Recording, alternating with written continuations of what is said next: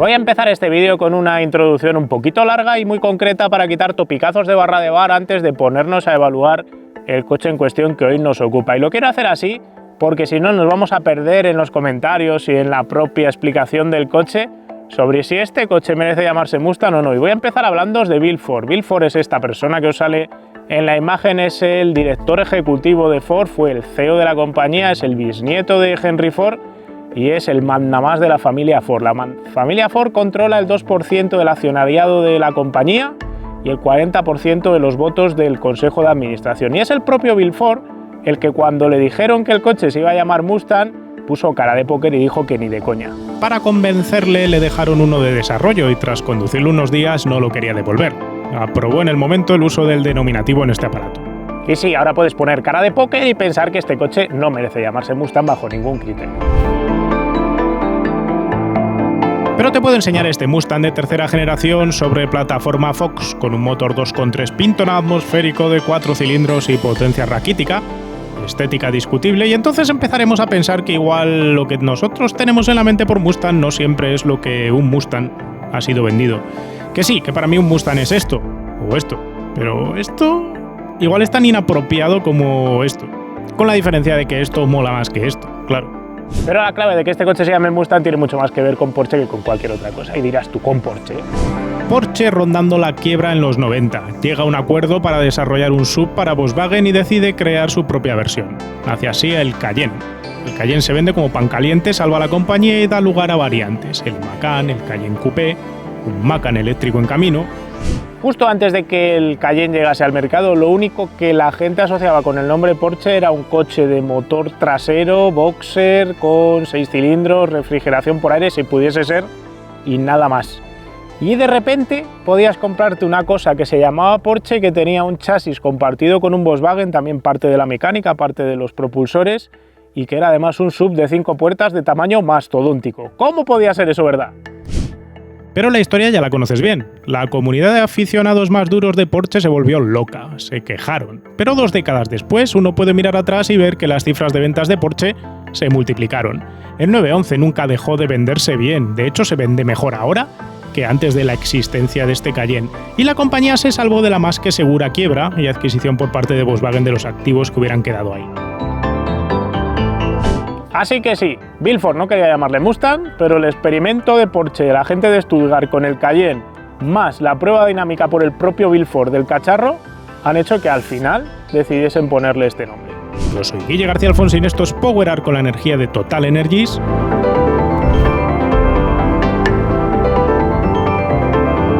Y esta es la prueba del Ford Mustang Mach-E de 351 caballos con tracción total y autonomía extendida. Y he querido hacer toda esta introducción súper larga al principio del vídeo para tratar de enfocar la problemática que tenemos con este perfil de coches. Parece que como se llama Mustang es una herejía porque no es un coupé de 2 puertas, no lleva un V8, encima es eléctrico y para más colmo es un SUV. Parece que el coche tiene que ser odiado y sacrificado. No hace falta probarlo para opinar eso en internet, parece ser. Yo me resisto a esto, no quiero prejuiciar los coches. Y para mí la clave está en probar el coche y ver si solventa lo que trata de solventar, si funciona bien, si se conduce bien, si es algo útil para la persona que esté buscando un coche familiar y que quiera además comprarse un coche eléctrico.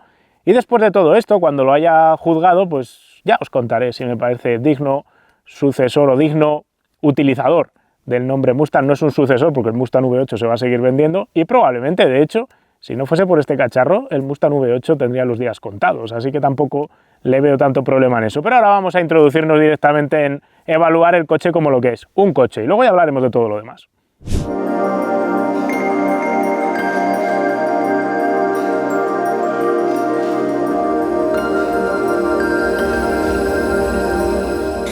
Porque no hay nada más estúpido que prejuiciar a un coche completo sin haberlo conducido.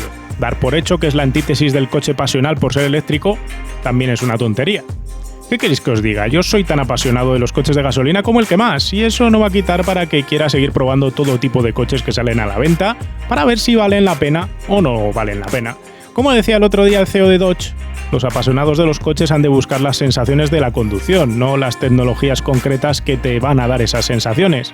Hay que ser creyente en lo que vas a sentir en el coche y no dejarte llevar por anticipos en base a lo que pone en la hoja de especificaciones técnicas. Eso es ser, en cierto modo, algo fundamentalista. En cierto modo es como renegar de comer comida hecha en un fuego de inducción porque no está hecha en un fuego a gas. Lo que tendríamos que dedicarnos es a valorar si la comida sabe bien o mal, si la receta está bien conseguida o no, no sobre qué fuego se ha cocinado. Dicho todo esto, vamos a intentar comprender qué intenta Ford con este cacharro y vamos a ir valorando cada uno de los apartados que lo componen. En Ford, como en tantas otras marcas, se dieron cuenta que tenían que crear un sub de segmento de eléctrico para jugar en el mercado global actual. El problema es que el mercado se está saturando a toda velocidad de modelos de este estilo. Tienes el Model Y de Tesla, que es el que lleva la delantera, y luego variantes de todo tipo y de todo perfil. Tienes el Mercedes EQC, el BMW iX3, modelos de Audi, modelos de Volkswagen, el Skoda Enyaq, el Cupra Tavascan, que ya está aprobado y saldrá en cuestión de un año y pico. Tienes un montón de modelos más. En Estados Unidos incluso tienes un modelo de Cadillac que está en camino. Así que sobresalir en este espacio es realmente complicado. Ante toda esta situación, alguien de dentro de Ford decidió utilizar una estrategia que dentro de la compañía ya lleva tiempo cocinándose, la estrategia de las minimarcas. Y os voy a poner un par de ejemplos. En concreto, la familia Mustang, a partir del modelo que va a salir a finales de este año y a principios del año que viene, lo que va a hacer es desdoblarse. Va a tener el coupé cabrio por un lado, el coupé y el cabrio, las versiones de 2 puertas, y por otro lado se está desarrollando una versión de 4 puertas al estilo del BMW Serie 4 Gran Coupé, es decir, una berlina alargada de techo bajo con 4 puertas, motor V8 y la plataforma compartida con el Mustang de 2 puertas, que a su vez deriva de la plataforma empleada en el Ford Explorer, que ya pasó por el canal hace algún tiempo. Por el otro extremo de la gama, yéndonos de los deportivos a los todoterrenos más puros, Ford tiene el Bronco, que es otra mini familia. Tiene el Bronco como rival del Wrangler, un todoterreno súper puro, musculoso, de ruedas grandes, muy orientado al off-road. Y luego tiene el Bronco Sport, que utiliza el mismo nombre del Bronco, pero lo aplica a una especie de Ford Kuga reformado, un sub de tamaño compacto, que tiene capacidades todoterreno claramente inferiores a las del Bronco puro y duro, pero que se aprovecha de su estética, de su genética y de sus atributos para crear un producto económicamente más viable para el consumidor medio y que da más rentabilidad dentro de Ford. Así que tenemos la familia Mustang dentro de Ford, la familia Bronco dentro de Ford, y poco a poco se va jugando con esas 3 estrategias, creando esa especie de minimarcas que al final además se reflejan en que el propio coche no tiene un logo de Ford a la vista en toda la parte externa del coche ni por dentro. En este caso tienes caballitos del Mustang y en el Bronco tienes caballitos del Bronco. Sobre el papel la idea es genial, permite tener un reconocimiento de marca instantáneo, genera discusión y atención sobre el modelo, genera atributos en los que reflejarse para no empezar de cero a la hora de plantearse la estética o cómo tiene que comportarse el coche, y sobre todo, y lo más importante, es que permite cobrar más por el mismo producto, al ser un nombre más reconocido, más rentabilidad por el mismo coche. Y sin duda pone en riesgo el prestigio del nombre, pero esto hay que verlo con cierta perspectiva. ¿Realmente creéis que alguien va a dejar de comprarse un Mustang V8 porque exista el Mustang Mach-E? ¿De verdad creéis que porque se haya utilizado el nombre en un SUV eléctrico la gente va a apreciar menos el coupé? Porsche es la buena demostración de que aunque exista el Cayenne y el Macan, el 911 sigue molando, el Cayman sigue molando y se siguen comercializando, y de hecho se venden más después de haberse lanzado esas versiones SUVs de las que se vendían antes. Y es que muchos clientes apasionados a los coches con tirria a los eléctricos por esa percepción a algo ajeno, distante, extraño, de pronto ven en el reconocido nombre Mustang un coche que se podrían llegar a plantear y mirar con otros ojos. No solo es eso, el coche, por el mero hecho de tener una estética y un denominativo Mustang, tiene más papeletas para conquistar compradores entre los propietarios que ya tienen un Mustang de 2 puertas y están mirando su próximo coche familiar. Lo más importante para Ford, para poderse dar el lujo de utilizar el nombre en este coche, ha sido trazar 2 vínculos clave con los Mustangs convencionales. Es decir, por un lado, aplicar los atributos estéticos necesarios para que el coche parezca un Mustang, o por lo menos tenga algo de genética de Mustang, que solo lo vamos a analizar, y por otro lado, un comportamiento dinámico suficientemente deportivo respecto a la competencia para que tenga atributos de Mustang dentro de su minimundo, voy a decir, el minimundo de los SUVs de segmento D.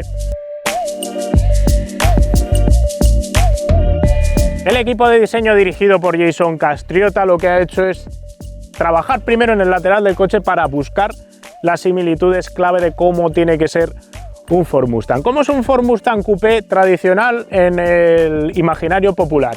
El primer elemento clave es la caída del techo. Los Ford Mustang Coupé son famosos por su trasera fastback, es decir, que la parte del techo, después de pasar el montante, el pilar A, se acaba convirtiendo en una caída progresiva hacia atrás, como ya vimos cuando hemos probado Mustangs en el canal y los hemos comentado.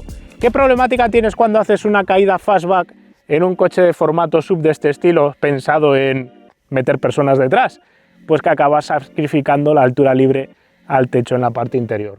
Así que lo que ha hecho Castriota y su gente es jugar con un truco, voy a llamarle así, visual, que funciona la mar de bien, que es crear un montante que va cayendo para convertirse en el pilar C muy tendido hasta una trasera que recuerda clarísimamente a la de un Mustang V8, y luego crear un segundo elemento en negro brillante que lo que mete es el extra de altura para permitir que no caiga en realidad el techo. De esa manera tenemos una línea de techo que va cayendo y otra que va manteniéndose más horizontal para salvaguardar la altura en esta parte posterior. Es un truco que parece muy sencillo y que realmente cuando miras el coche dices, pero a ver si el techo está aquí, pero te engaña la vista. Te engaña la vista si no te compras el coche en negro. Si compras este coche en negro, la cagas, porque la cagas con este elemento y con otros elementos que ahora os voy a explicar.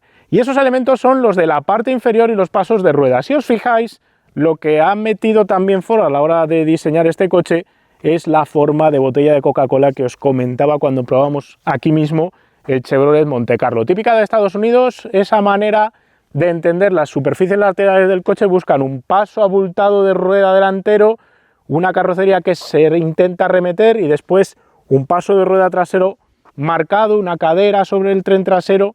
Jugar con todas estas superficies creando este nervio, creando tensiones en la carrocería, un captador de luz potente en la parte inferior, un trabajo que no tiene líneas muy marcadas, no tienes ningún pellizco dentro de la chapa, pero sí curvas que progresivamente se van convirtiendo unas en otras, y un trabajo de superficies muy bien cuidado, muy típico de Castriota y poco visto, porque últimamente lo que se está empezando a ver es exceso de pellizcos en la chapa y sobrecarga en la vista lateral. Todo eso lo estáis viendo en la zona pintada en el color claro, en este caso, en este blanco roto o medio gris, no tengo muy claro qué tipo de color es. Después se coloca una parte inferior en negro brillante, que es la que mete ese extra de altura, mete esa soberbia de un sub, y lo que hace es hacer que veamos un Mustang, que es la parte pintada en blanco, encajada dentro de un sub, que es la parte negra brillante. Te hace esas dos combinaciones que realmente funcionan bien. Es un truco total, el completo del coche, para que veamos un Mustang metido dentro de un sub anabolizado.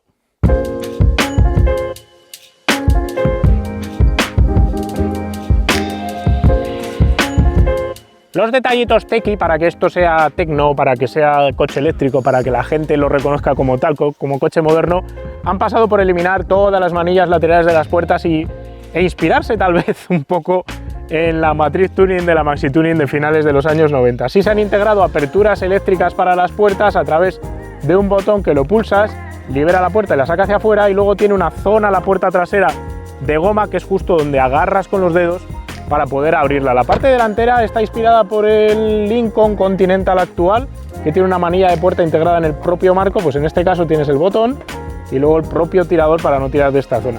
Realmente tiene su parte buena, porque cuando miras una manilla de puerta te parece algo más convencional, y yo creía que esto me iba a parecer más raro a la hora de utilizarlo, pero después de tirarme una semana montando a las niñas detrás, sacándolas, abriendo y cerrando la puerta todo el rato para hacer 1000 y pico kilómetros, me he acostumbrado prácticamente en el minuto 2, así que me ha gustado. ¿Qué no me gusta o qué me preocupa? Si te pegas un tortazo con este coche y tienen que abrirte la puerta y liberarla, dependes única y exclusivamente del sistema eléctrico que siga funcionando para poder liberar la apertura. Por dentro sí que la apertura tiene un sistema más mecánico, así que entiendo que la puerta, incluso sin servicio eléctrico, se podrá seguir abriendo, pero desde la parte de fuera, por ejemplo, abrir la puerta trasera sin el sistema eléctrico es totalmente imposible. Supongo que esto Ford lo tiene probado para que pase lo que pase, ocurra lo que ocurra, tengas el tipo de accidente que tengas, se puedan seguir abriendo las puertas, pero es una duda que personalmente como ingeniero me podría llegar a preocupar.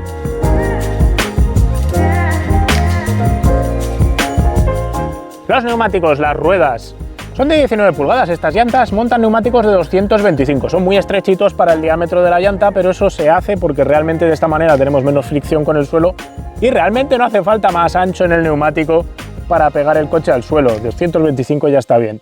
Lo que me ha llamado la atención es utilizar un perfil de 55 en un neumático 225 en un coche de este estilo.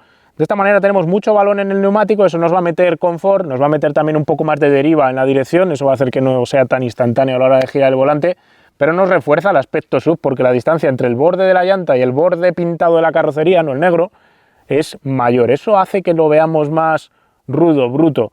El GT lleva menos perfil y lleva otro tipo de neumático y eso cuando lo veamos también nos va a diferenciar estéticamente el coche. Por delante a Ford le ha resultado más sencillo reinterpretar los elementos clave que crean un Mustang porque aquí no ha tenido que tirar trucos como en la vista lateral. Lo que ha hecho es guiñarnos la vista para que veamos aquí una calandra sin que exista una calandra que nos recuerde a la del Mustang, con este elemento negro brillante que abraza esta zona pintada de la carrocería, que realmente funciona bien porque además se trabaja en tridimensionalidad.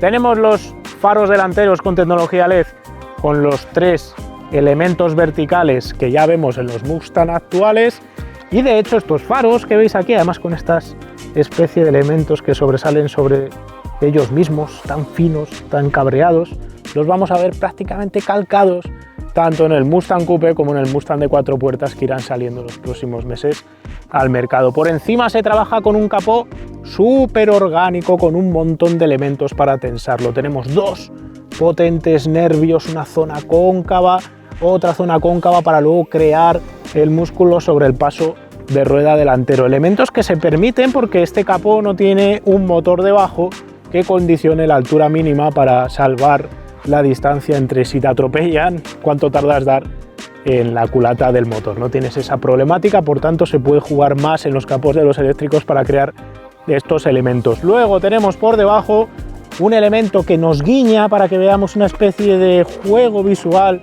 al que estamos más acostumbrados en los coches de combustión. No juega a crear tomas falsas de aire en los lados y tenemos una única toma de ventilación activa que se abre solo si es necesario. En caso contrario, permanece así cerrada como la estáis viendo justo ahora.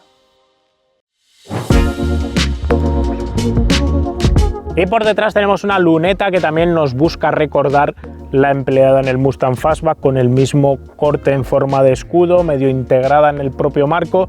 Tenemos esta caída favorecida por la forma del pilar C que nos intenta recordar un tercer volumen adicional aquí. Pilotos con las 3 líneas verticales con tecnología LED que ya vemos también en los Mustang convencionales, cruzadas por una línea horizontal también con tecnología LED, la zona del caballito en forma cóncava, la placa de matrícula por debajo de la línea de apertura del capó maletero que además corta bastante arriba. Luego vamos a ver que para meter las cosas tienes que superar bastante altura, y luego una zona negra brillante, no se intenta imitar, gracias a Dios, con las de escape por ningún sitio, que funciona como difusor y que también nos sirve para continuar con esa tendencia de crear esa especie de Mustang colocado por encima de una zona negra brillante para conseguir esa suberización del concepto del coche. Así que de nuevo volvemos a ver, como os digo, un Mustang, la parte gris, sobre un SUV, la parte negra brillante, aplicada con buen criterio. Así que por fuera, y al menos a mi juicio, el resultado del equipo de Castriota es de 10. De 10 porque claramente el coche tiene algo de Mustang. Y está también claramente más conseguido que el grueso de sus rivales, que suelen pecar de exceso de enfoque de peli de ciencia ficción, mucho tecnicismo pero poca personalidad y poca alma detrás de las líneas. Aquí hay carácter, parece un coche con alma, con personalidad en lo visual. Pueden no gustarte los subs, o pueden parecerte que no tienen sentido, que es mi caso. Pero en mi caso también voy a reconocer que este coche me gusta. Y por fuera os puedo decir que a mí personalmente me mola. Por dentro tengo más pegas para contaros. Lo primero que ves al montarte en el coche es que una pantalla enorme, una tablet gigante, se ha apoderado del diseño interior. Ya pasó en el Explorer cuando lo probamos, que también tenía una pantalla vertical enorme, pero esta ya directamente es como una tablet aquí clavada. Una tendencia iniciada en Tesla en su momento y que ahora se ha acabado imponiendo y que domina todo lo que podamos hablar ahora del interior. Pero vamos a obviarla por un momento y vamos a hablar de posición de conducción, de ajustes de acabados, de mandos, de ergonomía, y después ya nos ponemos a hablar del ordenador de a bordo. Posición de conducción. Aquí tienes un problema y es el primer problema que os voy a comentar, y es que si te quieres sentar como te puedes sentar en algunos subs, que es bajito con las piernas extendidas al estilo de un coupé deportivo, aquí no puedes hacerlo. Te va a quedar el volante muy alto porque aunque tiene regulación, la regulación de altura no permite bajarlo lo suficiente para que cuando tengas el asiento todo lo bajo que puedes, puedas ir en una posición alargada y estirada. Este coche te pide que te sientes como en un SUV americano, es decir, casi como en el Explorer, más arriba, con las piernas más en posición de sentarse convencionalmente.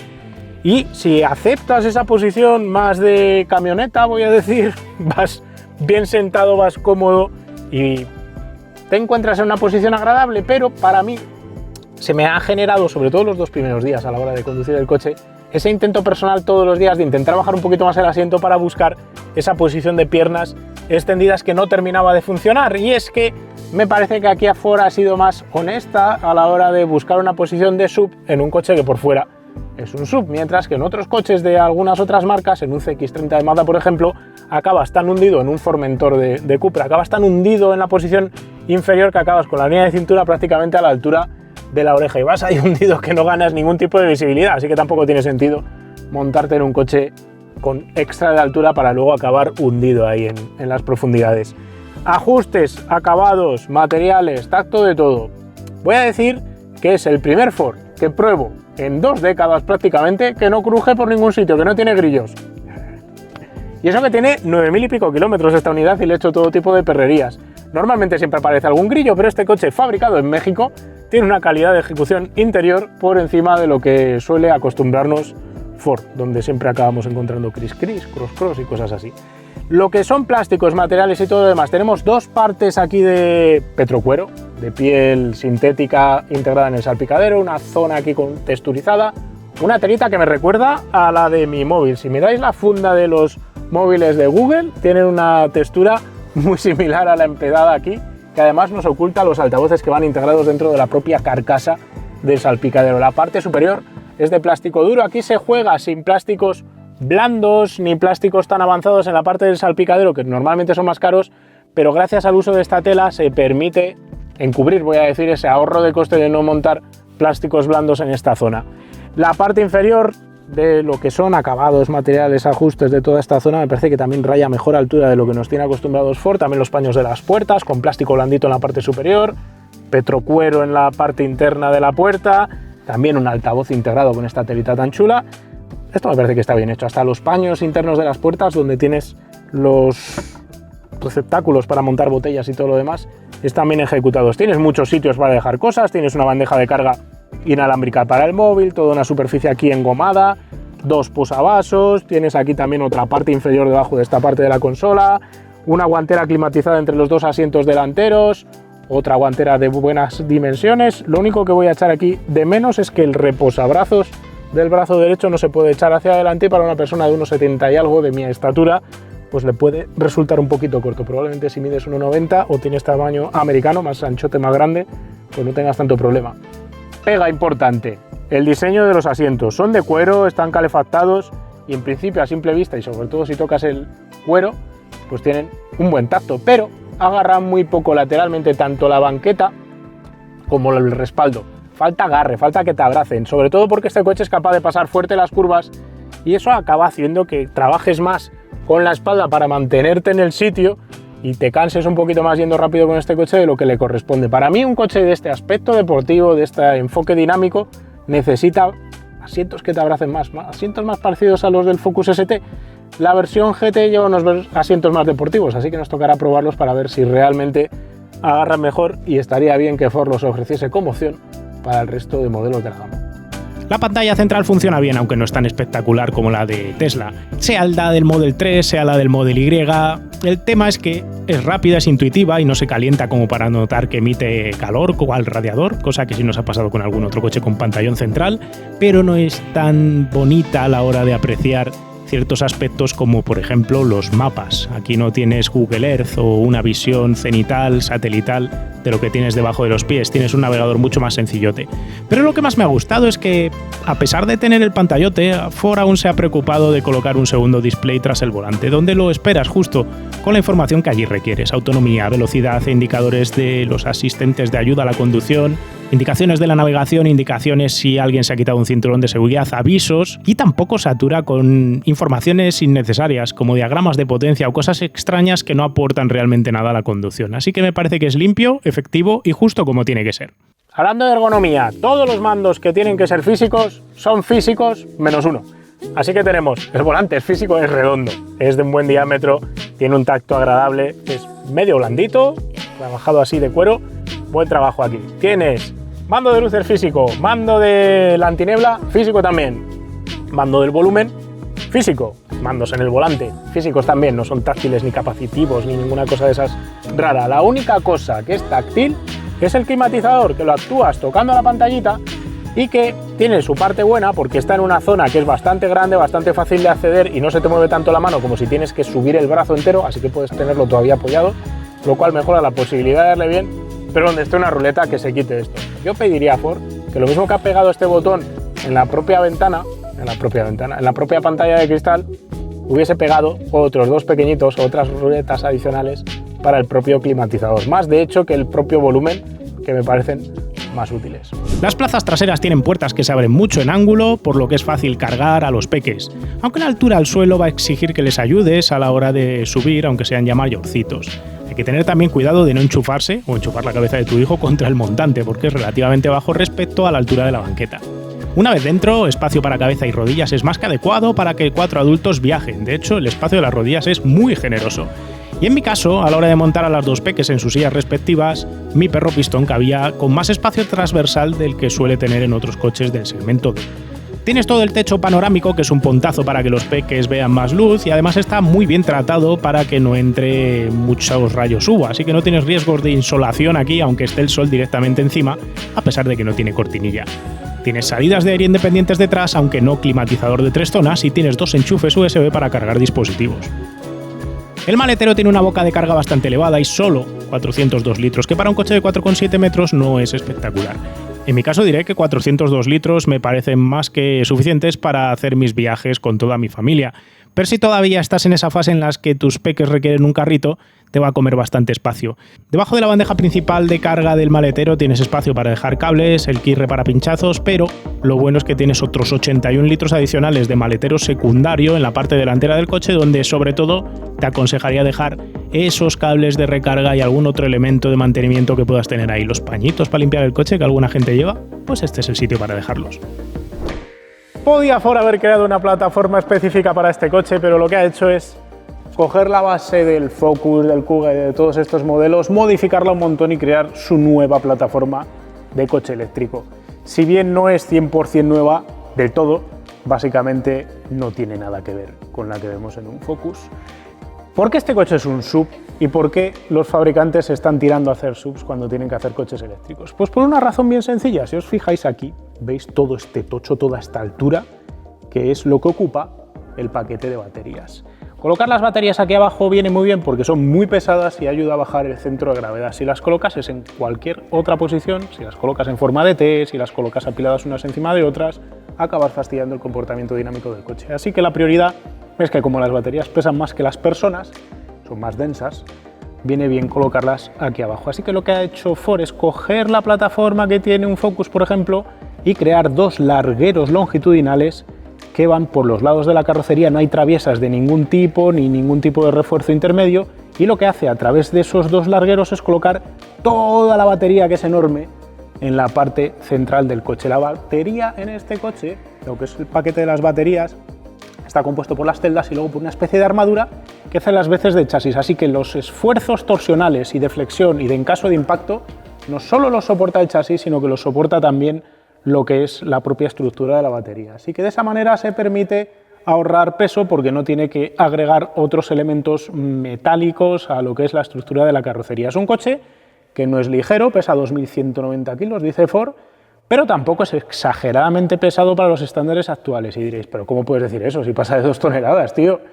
Pensadlo, este coche mide 4,7 metros de largo, es el equivalente a un BMW X3, y un BMW X3 de tracción total pesa 1.960 kilos. Es decir, este coche apenas pesa 200 kilos más que el BMW, a pesar de ser eléctrico y tener una batería enorme de 99 kilovatios hora brutos. No hay uso intensivo de aluminio, el grueso del coche es de acero. De hecho, si pasamos el imán, acero, acero, acero la puerta de atrás, acero la aleta trasera, acero si abro por aquí y lo meto en el chasis, esto es acero, acero, lógicamente, pero sí que hay tratamiento de materiales ligeros en varios elementos de la carrocería. Por ejemplo, las aletas delanteras son de plástico, el capó delantero es de aluminio, para golpes obviamente son de plástico, y el portón posterior del maletero es de composite, es de plástico, así que por lo menos se ahorran unos cuantos kilos de peso alrededor del coche para no pasarse en la báscula. El hecho de jugar además con ese control de qué materiales van en cada zona del coche ha permitido a Ford centrar mucho más las masas. De hecho, este coche tiene el 50% de peso en cada uno de los dos ejes. Reparto de pesos perfecto, lo cual luego deriva en que dinámicamente se comporte muy bien.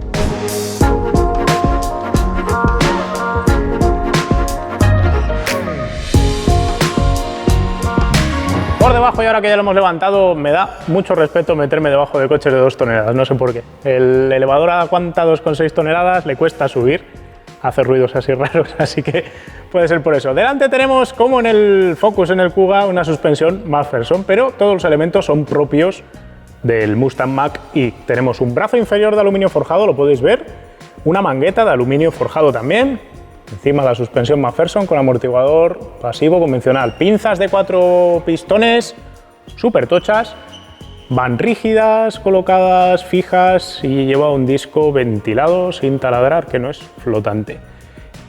Más cosas que podamos ver aquí que sean interesantes, ¿veis? Los bujes, las articulaciones que tiene el brazo de suspensión para moverse sobre el propio chasis, sobre el propio subchasis delantero. Son los que están muy trabajados para conseguir gran calidad de rodadura porque filtra muy bien longitudinalmente, pero controla transversalmente bien dónde está pisando la huella del neumático. En el tren trasero tenemos un sistema multibrazo, aquí es de acero todo, son 5 elementos los que soportan la mangueta, que también es de aluminio forjado, pero los brazos son de chapa de acero estampada. Tenéis aquí uno, el brazo transversal que va un poco en diagonal, otro brazo para controlar la convergencia y tiene que haber por ahí arriba uno que no se llega a ver, sí se llega a ver por ahí, que controla la caída. El muelle va por aquí, el amortiguador va más afuera para tener más brazo de palanca, más recorrido para que trabaje mejor, pinza de un único pistón de freno en el eje trasero, los discos de atrás no son ventilados, aquí interpreta Ford que no deben de hacer falta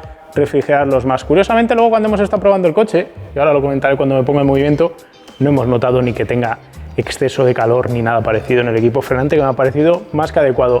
Cosas curiosas que le podemos ver, no es un coche con un CX bajísimo, tiene 0,285 si no recuerdo mal, no tiene air curtains, sí tiene las ventanillas estas que os he dicho que se abren cuando les hace falta en la parte delantera, pero no tiene ningún tipo de salida para apantallar aerodinámicamente las ruedas delanteras. Y en la parte trasera vemos que todo está carenado, todos los bajos obviamente, la batería va con esta chapa de protección y por detrás vemos que la trasera del coche hace las veces de una suerte de difusor hasta alcanzar la parte posterior del vehículo para mejorar el arrastre aerodinámico del coche. La batería de esta unidad que nos han prestado tiene 98,8 kWh brutos.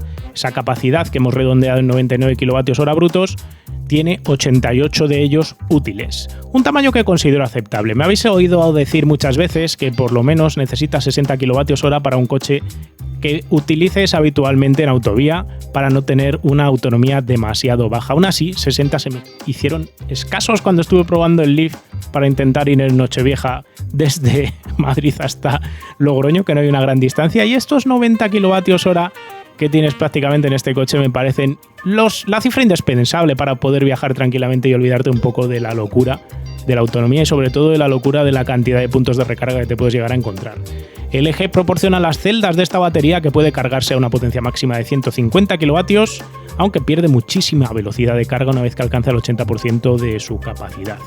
Pero de esto hablamos luego. Curiosamente, si compras el modelo de batería pequeña, que tiene 68 kWh netos, solo puede cargarse a 115 kW de potencia de punta, por lo que no solo recorre menos kilómetros entre recargas, sino que tarda más en recargarse. A nivel de potencia de prestaciones, este coche lo podéis comprar con un único motor trasero de 269 caballos o comprar esta versión que tiene ese mismo motor de 269 caballos y uno delante para apoyarle. En total son 351 caballos los que os ofrecen si coges esta versión de tracción total. Ambos motores son de imanes permanentes, no son de inducción, y podéis ver aquí los palieres que salen del motor delantero, por ahí un poquito más de motor delantero, pero poca cosa más. Cosas curiosas de estos motores, ya que no los podemos ver ni les podemos ver las tripas por dentro, os voy a enseñar el palier del motor trasero también. Por ahí está el motor. Son motores que integran en la misma carcasa lo que es el motor, el inverter y una reducción que es además concéntrica al eje de salida, es decir, tiene un engranaje que es coaxial al eje de salida del motor. De esa manera no se desplaza y queda todo mejor integrado dentro del propio eje de salida, del propio eje en el que esté situado dentro del coche. Vamos a buscar alguna imagen técnica para clavaros, para que se vea cómo son esos propulsores de este aparato. Podríamos hablar mucho más de la técnica de este aparato, pero me lo voy a reservar para otra ocasión si surge, para desmontarlo y ver sus piezas por dentro. En todo caso, tenéis los vídeos de Munro y asociados por internet despiezando el coche, así que si le queréis pegar un vistazo seguro que aprendéis algo. Ahora voy a hablaros de cifras. Con su potencia y su peso ronda los 6,2 kilos por caballo, lo que lo mete ya en una zona de coche prestacional. Y las cifras así lo respaldan. Le hemos medido un 80-120 en 3,3 segundos y un 60-100 en 2,4. Son cifras propias de su potencia. Pero si quieres comparaciones, este aparato es más rápido que un Stelvio de 280 caballos, por ejemplo, por más de un segundo en el 60-100 y por medio segundo en el 80-120. O si lo quieres ver de otra manera, es 2 décimas de segundo más rápido que una 35 MG de Mercedes-Benz. Así que es rápido, algo que no te tiene que sorprender porque casi siempre que probamos un coche eléctrico las aceleraciones son rápidas, pero este coche tiene una capa más. No se trata solo de un dragster, no es un coche solo que corra en línea recta, no es un coche que solo acelere puramente, sino que tiene otros atributos que prácticamente siempre Ford acierta a colocar en sus modelos en cuanto hablamos de puesta a punto, y es que es un coche que tiene dentro de su categoría un tarado deportivo. ¿Cuál es su categoría? Pues no solo la de los subs eléctricos o no solo la de los coches eléctricos, sino la de los subs en general de segmento D. Y es que Ford ya nos ha enseñado con el Focus, con el Fiesta, incluso con el Puma ST, que puede hacer coches con dinámica agradable, capaces de entretenerte en carretera, capaces de fluir, capaces de sacarte sonrisas. Y en el Mustang Mach-E ha hecho exactamente lo mismo en comparación a sus rivales. Déjame que me explique. No quiero decir con esto que este coche sea el sumum del coche del conductor, pero dentro de sus rivales, dentro de la categoría en la que se mueve, de todas las opciones que puedes adquirir, esta es claramente la más dinámica, y esa es la primera afirmación grande que quiero hacer a la hora de hablar de cómo se comporta este coche. Vamos por partes, primero con lo bueno. Con tanto eléctrico suelto y probado con y sin vídeo por un servidor en los últimos meses y años, encontrarme con un pedal de acelerador progresivo y un freno también progresivo y con buen tacto y dosificable, para mí es una grata e inesperada sorpresa en un coche eléctrico. Parece que nos hemos obsesionado con aceleradores de respuesta inmediata y brutal para darte esa sensación de aceleración masiva, pero aquí Ford no ha querido jugar a lo Tesla y ha permitido tener más recorrido para liberar la potencia, cosa que es un acierto sin ningún tipo de duda. No hay levas para gestionar la cantidad de retención, pero sí un modo de transmisión, vamos a decir, que es el modo L, que le das en el botoncito de donde eliges si quieres ir hacia adelante o hacia atrás, que lo que permite es retener más y concentrarte en frenar cuando toca.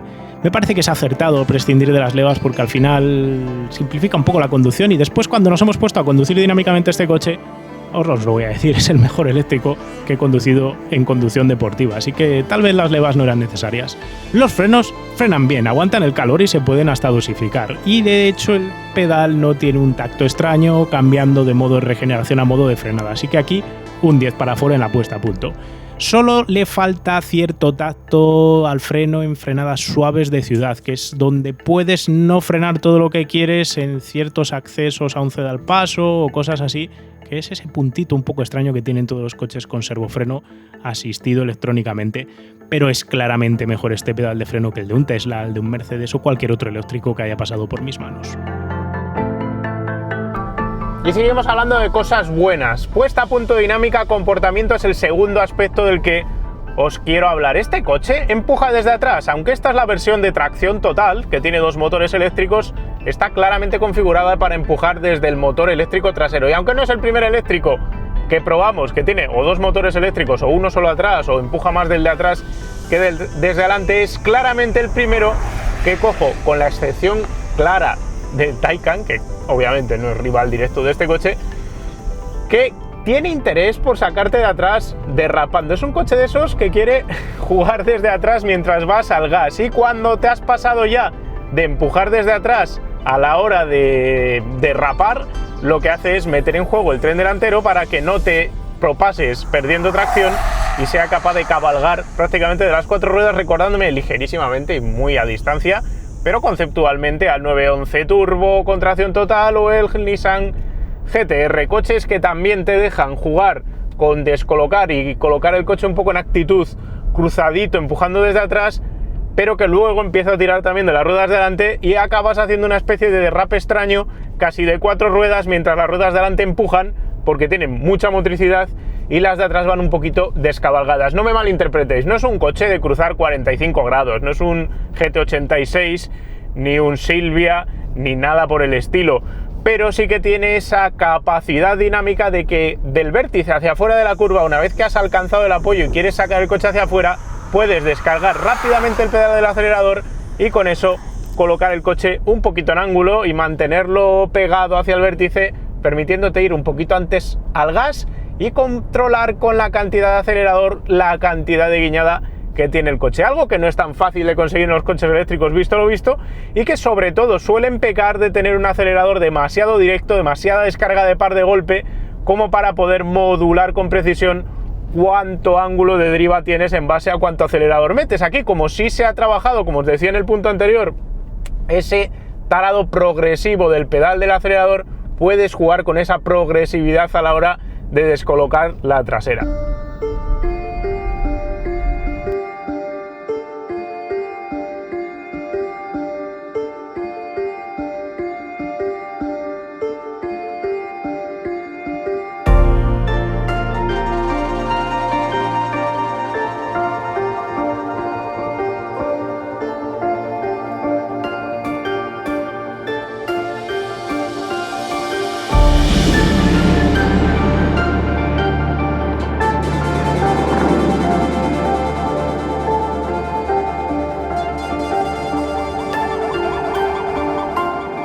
Y bien también por la puesta a punto de la suspensión cuando le aprietas las clavijas. Aunque el coche balancea claramente, Ford ha evitado caer en la tentación de pasarse de rigidez de estabilizadoras y crear un coche seco y rebotón en baches en pleno apoyo. Aquí no sucede eso, el coche inclina, sí, pero tiene un control de extensión en el amortiguador exquisito, así que no flanea, se traga todo en pleno apoyo y es un coche que fluye y puedes apoyarlo fuertemente por las curvas mientras alcanzas esa posición de apoyo clara y lo sacas por gas haciendo chillar las ruedas. No va a regalarte un derrape salvaje, pero sí que va a rotar sobre sí mismo a medida que metes acelerador. Y como el tacto del acelerador es tan progresivo y tan dosificable, puedes elegir cuál es el ángulo con el que lo quieres sacar antes de que el SP entre en funcionamiento. SP que, por cierto, no hemos sabido desconectar y creo, de hecho, que no se puede desconectar. Créeme si te digo, por tanto, que dinámicamente no hay nada que se le parezca dentro de su categoría. Obviamente dentro de los eléctricos, os lo decía antes, el Taycan juega en otra liga y es todavía más deportivo, más dinámico, más capaz. Pero si nos olvidamos del Taycan, porque vale más y es otro perfil de coche, dentro de los subs eléctricos no hay otro aparato que se comporte como este, y voy a decir más, ni un X3, ni un Stelvio, ni muchos otros subs de segmento D ofrecen esta capacidad de fluir por carretera de curvas descolocando la trasera si así lo quieres a la hora de acelerar. Así que me parece que en eso juega con cierto grado de ventaja. ¿Dónde están las pegas? Porque las tiene, obviamente, como cualquier coche que pasa por aquí, pues en la trituradora de Guille. A la hora de hablar mal de alguna cosa, voy a tener que hablarlo primero de la cantidad de información que te llega en las yemas de los dedos a través del aro del volante, que es cero, un rosco. Cosa muy de Mustang, también os voy a decir, porque tampoco es que el Mustang V8 de gasolina te vaya hablando. Me acuerdo que cuando lo hemos estado probando alguna vez os lo he dicho. Pero en este coche en concreto lo que sucede es que la cantidad de peso del aro del volante está perfectamente calibrada en cualquiera de los modos de conducción. Ahora vamos en el Untamed. Untamed, si lo vamos a decir en español, así leyéndolo tal cual. Yendo en este modo más deportivo, tienes peso, tienes precisión en la trazada, gira tanto como esperas que gire, es fácil colocar el coche en la carretera gracias a todo esto. Pero no me habla. Es un coche que resiste bastante el subviraje a la hora de entrar en las curvas, gracias sobre todo pues el tema del 50-50 en el reparto de pesos y todo lo demás. Pero si llegas a ese límite de agarre no te dice nada y tampoco te habla cuando tienes que hacer contravolante. Tampoco es un volante que cobre vida y se aligere y te diga hacia dónde tiene que mirar cuando estás haciendo ese arte del contravolante. Me falta que inyecte más Ford, que deje pasar más datos desde la huella del neumático hacia arriba para conseguir tener ese control y esa sincronización entre lo que está haciendo el coche y la carretera. Sobre todo si estás esperando un coche más deportivo. Además, Ford aquí ha jugado con una relación de dirección relativamente lenta, porque es 14,5 o 14,9 a 1, no recuerdo bien, que es claramente menos de lo que está acostumbrado a ofrecernos Ford en sus modelos deportivos. Un Focus ST, un Fiesta ST, un Puma ST, todos juegan con direcciones más directas, excitando más el coche a la hora de entrar en la curva. Y en este coche, en lugar de tener un morro que excite muchísimo a la hora de entrar, tienes un morro preciso, eso sí, pero exige un poquito más de volante que alguno de sus compañeros de camada, de marca, para empezar a girar. Eso a cambio lo tienes que, como tienes atracción trasera, pues puedes empujar y redondear de la curva hacia afuera, pero no le gusta entrar desbocado en la curva. A la entrada de la curva no tiene esa agilidad salvaje que tienen otros modelos deportivos de Ford en el ingreso a curva, en el tránsito hacia el vértice. Pero bueno, tampoco creo que sea necesario en un coche de 2,1 toneladas, porque se pueden poner las cosas un poco peculiares. Tampoco lo he hecho en falta, sinceramente. Voy a decir que prefiero este tacto en un coche con cierto tacto de coche de tracción trasera, donde puedes hacer rotar el coche por acelerador y evitar que sea buscón en la entrada de las curvas. Así que no lo vas a descolocar entrando, tienes muchísima motricidad en el tren delantero para excitar el coche con el volante, y luego puedes jugar progresivamente con una dirección deliciosa a la hora de quitar volante para hacer un pequeño contravolante e ir rotando el coche. Es un coche realmente divertido de meter en curvas e ir jugando con los límites de agarre. Totalmente inesperado por mi parte, esto os lo repito.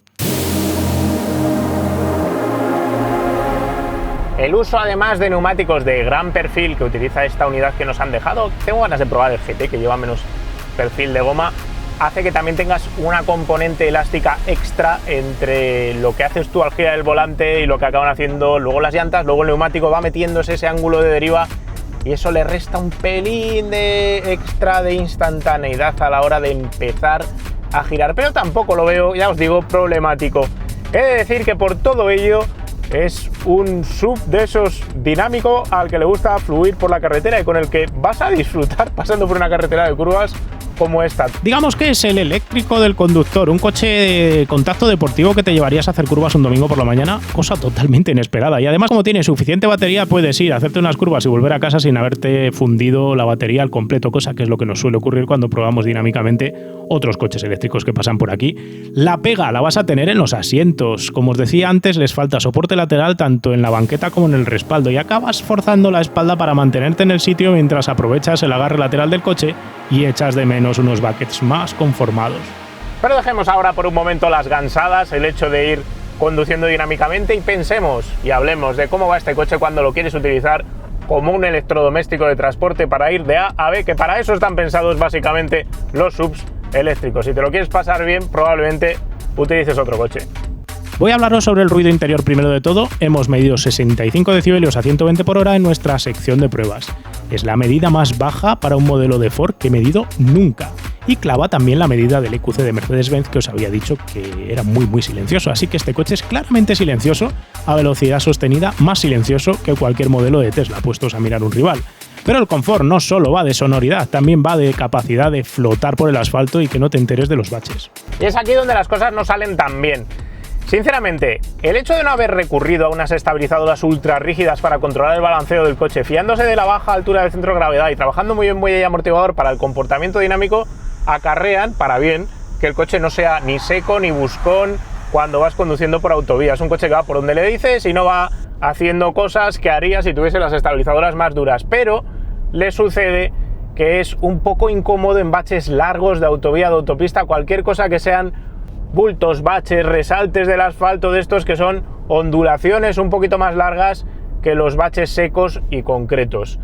¿Qué ocurre en ese caso? Pues que básicamente el coche quiere mantenerse pegado al asfalto a toda costa y eso hace que no tengamos una extensión blanda que deje al coche subir y bajar tranquilamente, y cuando cogemos por ejemplo un resalte con una especie de cambio de rasante, el coche va a bajar muy rápido para mantenerse pegado al asfalto, mientras que nuestro cuerpo va a querer seguir flotando un poquito y vamos a notar que el coche baja y eso va a hacer que nos caigamos sobre el asiento, y es esa sensación de incomodidad que acabamos teniendo de ir como botando nosotros dentro del coche en vez de tener al coche trabajando sobre el asfalto. Esto es consecuencia directa de la elección de durezas de muelles y de amortiguadores, sobre todo amortiguadores en extensión, como os digo, porque tienen que trabajar para controlar casi 2,2 toneladas cuando estás conduciendo dinámicamente, sin la ayuda de las estabilizadoras para quitar esa sequedad, esa búsqueda infinita de baches que si no tiene el coche. Y al no recurrir a esas medidas para controlar balanceos y cabeceos, lo que ha hecho Ford es condenar el coche un poco en comportamiento en carretera cuando conduces por autovía relativamente rápido, por una carretera nacional que no esté en perfecto estado. Le quita esa capa de confort. Me pregunto, y probablemente la respuesta sea que va mejor, pero me lo pregunto porque todavía no lo he probado, ¿qué pasará con el Mustang Mach-E GT? Porque el Mustang Mach-E GT tiene amortiguadores magnetorreológicos, quiere decir que tienen dos leyes de funcionamiento, una más dura y una más blanda, gracias a unas partículas metálicas suspendidas en el propio líquido del amortiguador y unos imanes que las activan o las desactivan. Y gracias a esos amortiguadores activos probablemente se pueda combinar las dos caras de la moneda, es decir, conseguir unos amortiguadores blandos para que en autovía y en autopista el coche se trague mejor los baches y al mismo tiempo no condenar el coche en conducción dinámica porque se pueda alcanzar la dureza del coeficiente de amortiguación que necesita para ir así de bien en carretera de curvas. Espero que Ford atine ahí, Ford suele atinar, la verdad, y nos permita esas dos caras, ese Dr. Jekyll y Mr. Hyde, en lugar de utilizar los amortiguadores activos para tener una puesta a punto que de base sea como la de este coche y todavía más dura en el programa deportivo, que para mí sería un error porque realmente no creo que este coche necesite mucha más dureza aquí. También el uso de los neumáticos con mucho balón, como os decía antes, hace que este coche tenga también esa capa extra de capacidad de filtrar baches secos y cortos cuando se los encuentra, pero cierto flaneo que generan los neumáticos, porque los neumáticos cuando tienen mucho balón actúan como si tuvieses un muelle adicional pero sin amortiguador, y eso hace que el coche también tenga esa especie de flaneo cuando encuentras esos baches largos que os digo en autovía, en autopista. Todos estos comportamientos de queja de confort os puedo decir que por ejemplo en un Mercedes EQC que probamos con el tren trasero, además con suspensión neumática, era más cómodo, estaba más conseguido, pero también tienes que ser un poco sibarita, quiero decir, te tiene que molestar y al final es un trasvase de qué se puede hacer bien a cambio de qué se hace menos bien, es decir, es el comportamiento dinámico el que hace que después no tengas ese confort absoluto cuando vas por autovía y autopista, y a mí si me das a elegir, yo prefiero conservar este comportamiento dinámico aunque luego en carretera no sea el coche más cómodo del mundo, aunque ya os digo, quiero probar el GT antes de ver si tiene fácil arreglo este tema o no.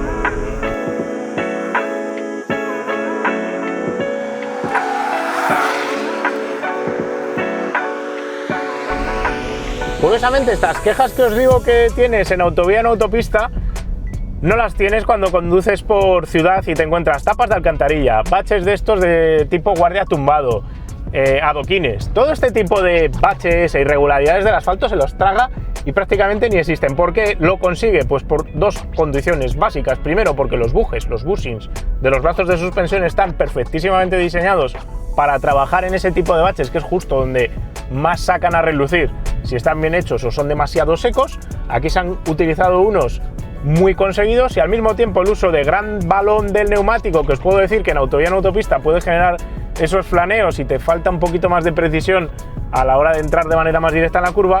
Ese extra de balón de neumático en esos baches hace también que se funcione mucho mejor. Estamos acostumbrados ahora a neumáticos de perfil ultra bajo y realmente refrescante, porque yo paso todos los días porque delante de mi casa tengo adoquines y tengo adoquines muy rotos y con todos los coches de prensa los acabo notando, voy ahí descontrolado, y con este coche es prácticamente como una alfombra mágica al nivel del confort que te puede ofrecer el ultra blando Citroën C4, que o ha pasado o va a pasar por el canal, porque ya no sé si para cuando saquemos este vídeo el C4 habrá salido o no. Un Tesla es más seco en este tipo de baches, más rebotón en general. Es un coche más buscón cuando encuentra baches. Si te los encuentras en apoyo te va a romper la trazada y no tiene la capacidad de fluir que tiene este aparato. Os voy a decir más, este Mustang va mejor que cualquier otro SUV de segmento D que haya probado y os puedo decir que me gusta más que el X3 actual, aunque el restyling llega a final de año y habrá que probarlo, me gusta más que el Stelvio, me gusta más que cualquier otro equivalente incluso con motor de combustión por la manera que tiene de fluir por las curvas, por la manera de poder dosificar la potencia, los frenos, colocarlo a voluntad con la actitud que tú quieras. Es una sorpresa totalmente. ¿Y de autonomía, de recarga, de consumo y todo lo demás, cómo va? Aquí he hecho un doble experimento completo para analizar tanto consumo como inteligencia del ordenador de a bordo para calcular autonomías y paradas de repostaje. He hecho por 2 veces un mismo viaje de 400 kilómetros en una mañana para viajar hasta el monasterio de Piedra y un pantano que hay poco antes del mismo. A diferencia del Tesla, el navegador del Mackie te permite meter viajes con múltiples paradas intermedias y al calcular el viaje ya integra si es necesario las paradas a repostar y cuánto tiempo tendrás que estar parado repostando. Sí, Tesla tiene una aplicación web para hacer esto, pero la última vez que probé un Tesla no podías integrar estos datos de múltiples paradas en una misma ruta dentro del navegador del propio coche, o por lo menos no fuimos capaces de hacerlo. Problema: como todo eléctrico, el cálculo que hace inicialmente de su ruta y de su autonomía es optimista. Mi consumo por autovía a ritmo natural ha rondado los 23 kWh cada 100 km.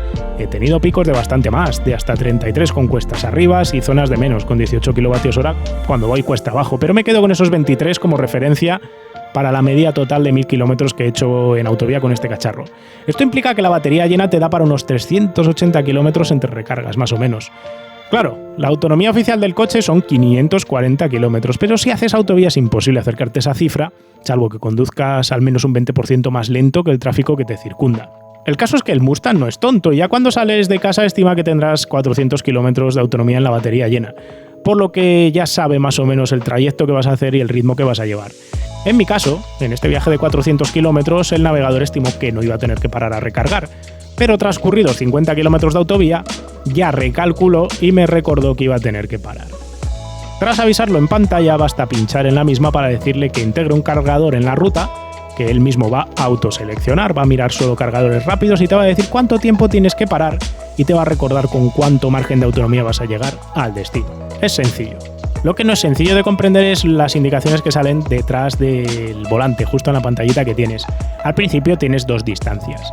En la superior tienes la autonomía del coche y en la inferior cuántos kilómetros tienes hasta el destino. Cuando los kilómetros que tienes hasta tu destino final sean superiores a la distancia que puede recorrer el coche con la batería actual, se cambiarán de posición uno encima del otro. Y entonces te empezarás a asustar. En ese momento el cuadro pasa a indicar los kilómetros que te faltan hasta llegar al punto de recarga en la parte inferior, y en la parte superior te indica con cuántos kilómetros de autonomía vas a llegar a tu destino. Es un poco locura, pero me imagino que si te acabas acostumbrando a lo que va saliendo aquí y vas comprendiéndolo, pues te hará más sencillo entenderlo, pero la primera vez asusta un poco, sobre todo si vas pensando que te puedes quedar sin pila. Pero para mí falta algo más de claridad en esto del ordenador y el calculador de consumo. El de Tesla me parece más logrado, sobre todo cuando muestras la gráfica de con cuánta batería vas a llegar al destino, si vas en negativo y qué ritmo de descarga llevas, que también además te puede ayudar a visualizar cómo espera el coche que gastes la batería. Pero igual son gadgets innecesarios totalmente para un coche, no lo sé.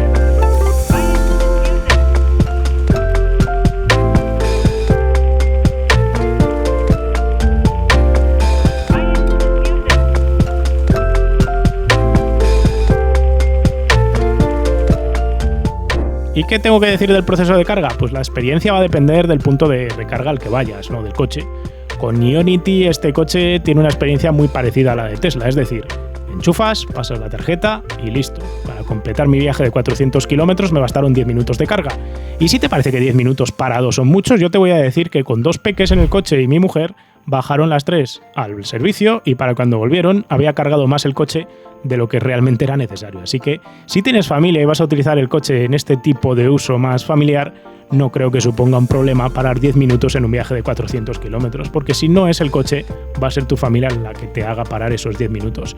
Con otros cargadores, con cargadores de Iberdrola, de Endesa, he tenido más problemas y me ha pasado lo de siempre. En uno no funcionaba, en otro no leía la tarjeta y tuve que acabar llamando a la asistencia telefónica para que me activaran los cargadores. Además, los cargadores de 50 kilovatios en un coche con una batería de 99 kilovatios hora de capacidad bruta hacen que las recargas sean lentas. A mí no me gustaría irme de viaje a un destino a 700 kilómetros para acabar parando a cargar con un cargador de 50 kilovatios, porque eso va a implicar paradas larguísimas de prácticamente más de una hora. Y eso es una cosa que me parece que ya no estamos dispuestos todos a sufrir. Así que para mí la clave es ver más cargadores Ionity en la carretera hasta el punto de poderlos ver de manera tan frecuente como vemos una gasolinera Cepsa. De esta manera nos vamos a borrar uno de los problemas de los coches eléctricos. Moraleja de todo esto: ¿cómo tienes una cabina súper silenciosa? ¿Cómo tienes un equipo de climatización y de sonido muy conseguidos? ¿Cómo es un coche cómodo, salvo que la carretera esté muy rota y tenga esos badenes que os comentaba antes? Es un coche con el que puedes viajar tranquilamente y con todo tipo de confort. Además, el control de crucero adaptativo, la asistencia de mantenerte centrado dentro del carril, funcionan muy bien, así que no vas a tener tampoco que esforzarte demasiado a la hora de conducir. Te descarga muchísimo cuando estás utilizando el coche como mero electrodoméstico de transporte. Si te vas a hacer 800 kilómetros de una sentada o 700 y vas a hacer autovía o autopista, viene bien que vayas a pasar esa jornada y el coche prácticamente se ocupe del 90% del apartado de la conducción. Solo te pide estar atento a lo que está sucediendo en la carretera y mantener las manos en el volante. Si se lo pides, hasta va cambiando la velocidad en base a las señales, a las limitaciones concretas de la velocidad que encuentra en la carretera, que además es bastante inteligente. Este coche no confunde tanto las señales como algún otro que hemos probado. ¿Dónde están las pegas? ¿Por qué puedes limitar el tipo de uso de este coche como coche de larga distancia, como coche tradicional para hacer mucha kilometrada? Pues tienes que elegir rutas a la hora de viajar, o tienes que ser un tío o una tía que utilice rutas para viajar donde haya cargadores de 100 kilovatios de potencia por el camino. Este coche es capaz de hacer 720 kilómetros de una sentada si arrancas con la batería llena y paras a medio camino para meter 25 minutos de carga de batería, algo así. De esa manera puedes hacer esos 720 kilómetros con una única parada o con dos paradas, pero con no más de 25 o 30 minutos a coche parado. Eso a ritmo de autovía o autopista me parece que no es un problema. Sin duda, yo puedo hacer mucho más con mi Alfa Romeo. Quiero decir, mi Alfa Romeo de gasóleo es capaz de hacer más de 1000 kilómetros de una sentada con el depósito lleno por autovía o por autopista sin tener que parar a repostar. Pero vamos a ser sensatos. Por el perfil de público al que va dirigido este coche, que son gente con familia, con hijos y tal, que van a hacer kilómetros con ellos montados, no me imagino una situación en la que puedas hacer más de 700 kilómetros sin parar, porque al final vas a tener que parar porque tus peques se hacen pis, tu pareja, o tienes que descansar o lo que sea. Así que no le veo una problemática importante al hecho de tener que estar parando cada 3 o 4 horas una vez.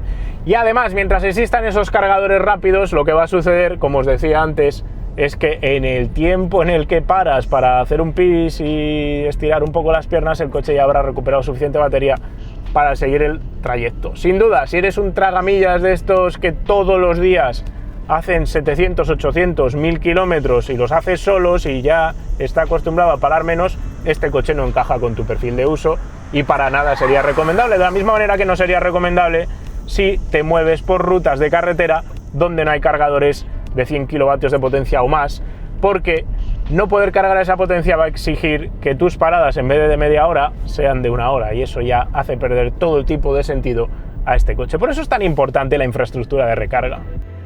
El problema, por tanto, como os decía, no es de la técnica del coche, el problema es de la infraestructura de carga. En Navidad volveremos a hacer otra churrascos race, esta vez con varios modelos eléctricos corriendo al mismo tiempo contra un coche de gasolina, que no os voy a decir cuál es, o de gasóleo. Y espero que este Mustang Mach-E esté entre esos coches que van a participar. Pero para mí la clave es que mientras no haya cargadores de 100 kilovatios de potencia por todas las grandes autovías de España jalonando la carretera, comprarse un aparato de estos implica asumir cierto grado de riesgo y cierto grado de aventura. Por cierto, antes de que nadie se vuelva loco en los comentarios, sí, las cargas en Ionity son famosas por costar 0,78 euros el kilovatio hora, pero si tienes un Ford no te van a costar eso. De hecho, todas las marcas que forman parte del consorcio de Ionity ofrecen precios especiales para los propietarios de sus coches, y como Ford es parte de Ionity, yo he estado cargando este coche a 0,30 euros el kilovatio hora, por lo que en cada carga rápida estás pagando alrededor de 7,20 euros por cada 100 kilómetros, lo que es equivalente a tener un coche de gasolina que te gaste 5 litros a los 100. No me parece un chollo, pero tampoco me parece caro, y tienes que tener en cuenta que el grueso de las cargas de un coche eléctrico las deberías de hacer en tu garaje, donde te va a costar mucho menos, 0,10, algo así, euros el kilovatio hora. Y en esas circunstancias, solo cuando viajes largo vas a tener ese gasto de equivalente a unos 5 litros a los 100, que sigue siendo muy poco, porque realmente yo no sé vosotros, pero cuando viajo a los ritmos a los que viajo por autovía, no saco medias de 5 litros a los 100.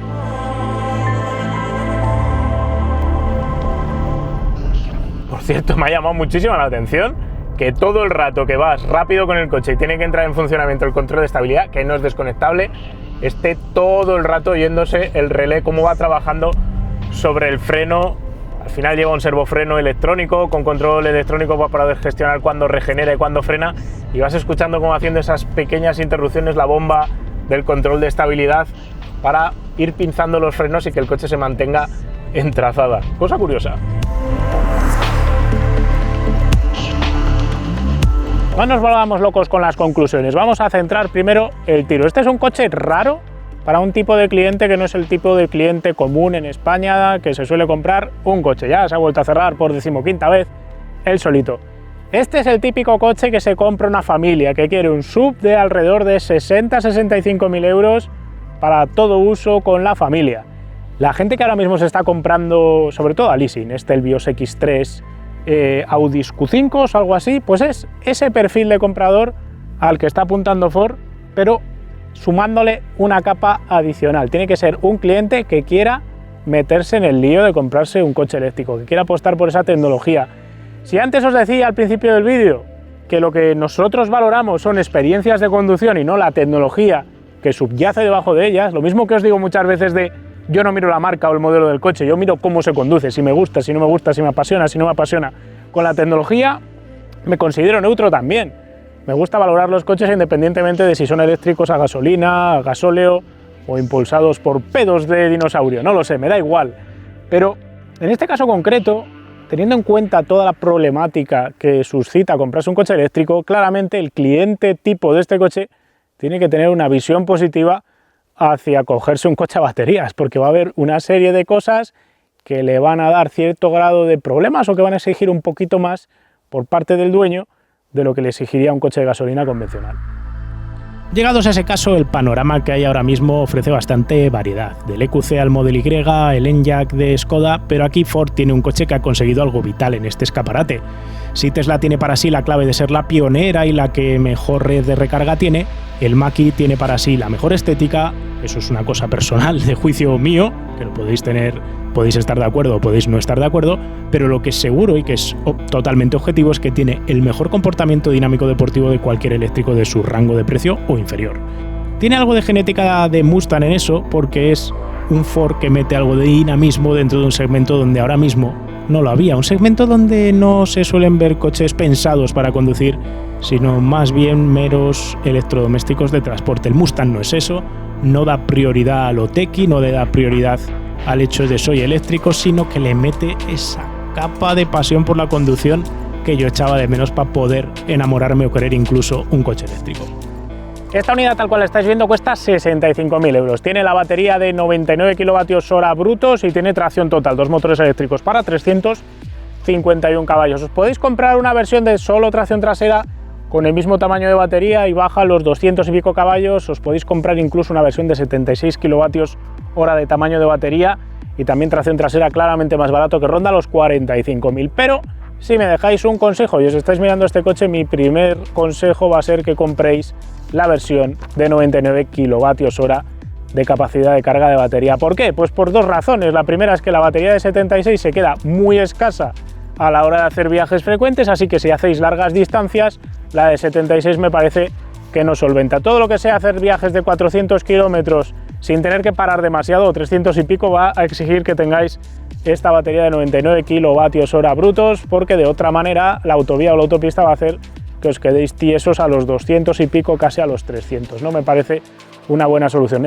Si solo queréis el coche para andar por ciudad y no vais a hacer viajes de más de 250 kilómetros al día, pues oye, tal vez entonces sí sea una solución. Pero la otra parte de la moneda es que además la versión de 76 kWh no es capaz de cargarse a más de 115 kilovatios de potencia, mientras este se puede cargar a 150. ¿Qué quiere decir eso? Pues que este coche prácticamente carga un 50% más rápido que la versión de la batería pequeña en ese primer tramo de carga de la batería del 80%. Así que no solo llega más lejos con cada carga, sino que además carga más rápido. Dos razones más que suficientes para que optes por la versión de la batería grande. Entre la versión de tracción total y la versión solo trasera hay una diferencia de alrededor de 70 caballos de potencia y 8.000 euros de precio. ¿Se justifican 8.000 euros por tener la tracción total y ese extra de potencia? Pues como no he probado el de la versión de solo tracción trasera, no sé deciros, pero sí que os sé decir que ya que se llama Mustang, yo compraría la versión más potente. De hecho, yo compraría el GT, porque el GT tiene más de 120 caballos más que este coche, cuesta 8.000 euros más que este también, hay que decirlo, ya se va a los 72.000, pero tiene arreglados algunos de los problemas que os comentaba antes. Tiene menos perfil en los neumáticos, tiene asientos deportivos y entiendo que te irás mejor sentado. Cuando lo probemos ya hablaremos de eso. Y total, si ya te has metido en el lío de comprarte un coche de 65 eléctrico, pues no creo que irte a 72 te vaya a romper los esquemas, sobre todo porque estos coches suelen caer a través de leasing o renting, así que la cuota al mes tampoco varía tanto.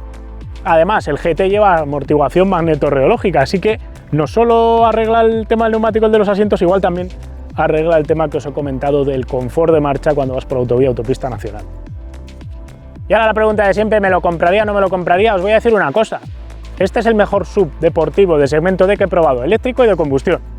Entonces, si estás pensando en un SUV de segmento D y te vas a gastar ese dinero, es a nivel dinámico probablemente el más recomendable. Ahora bien, si has de comprar este coche, tienes que tener en cuenta que al menos dos factores tienes que tenerlos solventados porque estás asumiendo comprarte un coche eléctrico. Necesitas un garaje con un cargador de al menos 7,2 kilovatios de potencia. El coche llega a cargarse a 11 kilovatios de potencia en corriente alterna, pero con un wallbox de 7,2 vas más que servido para cargar por la noche el coche y cubrir tus distancias de diario. Lo que sí que no puedes hacer es cargarlo en uno de 2,1 kilovatios, porque si lo enchufas en tu enchufe normal te vas a tirar 40 horas enchufado para poder cargar la batería, lo cual es un desastre. Como gastes la batería un día, no lo vas a tener al día siguiente por la mañana listo para ser utilizado.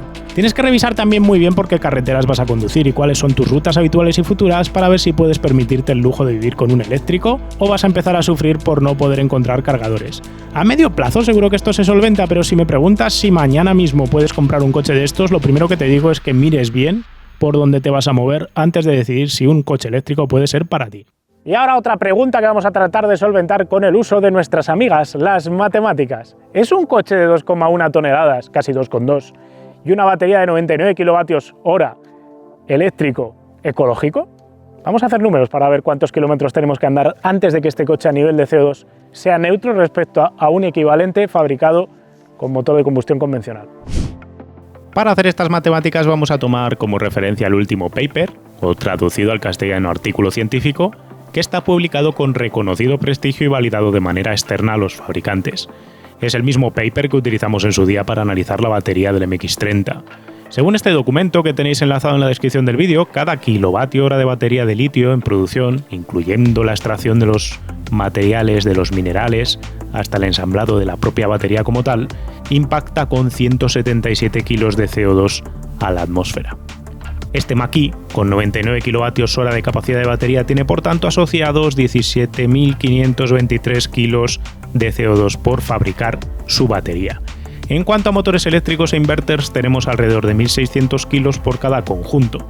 Contando con que este coche tiene dos conjuntos, tenemos otros 3.200 kilos de CO2 adicionales en la producción del vehículo. Y a esto hay que sumar el impacto del CO2 del coche de base, es decir, fabricar la carrocería, fabricar el resto de elementos de suspensión y todo lo demás, que tiene un impacto de 4.000 kilos adicionales de CO2. En total, el Mach-E tiene un impacto en producción de alrededor de 24,7 toneladas de CO2 cuando lo sacamos de la línea de producción. En comparación, ¿cuánto se genera cuando estás fabricando un SUV de segmento D equivalente? Pues estamos hablando de unas 5,5 toneladas de impacto total, que se distribuyen entre las 4 toneladas de fabricar carrocería, suspensión y todo el resto de elementos y la 1,5 toneladas del powertrain de combustión, es decir, motor, caja de cambios, depósito de combustible y demás.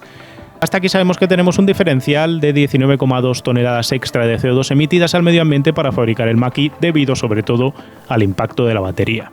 La cuestión ahora es, ¿cuántos kilómetros tenemos que rodar con el Mach-E para compensar ese impacto extra respecto a un SUV del segmento D convencional? Vamos a plantear ahora números. Con el Mach-E necesitamos alrededor de 21 kWh para recorrer 100 kilómetros de media. Sabemos que con el mix energético en España que tenemos ahora mismo, tenemos 240 gramos de CO2 por cada kilovatio hora producido, por lo que podemos asumir que las emisiones indirectas del Mach-E por cada 100 kilómetros recorridos rondan los 5 kilos de CO2. Un SUV de segmento D con potencia y prestaciones equivalentes, como un Alfa Romeo Stelvio Veloce o algo así, rondaría un consumo de 8 litros a los 100 para ir al mismo ritmo que estamos comentando con el Mach-E. Quemar 8 litros de gasolina emiten 19 kilos de CO2, así que tenemos 19 kilos de CO2 emitidos por cada 100 kilómetros.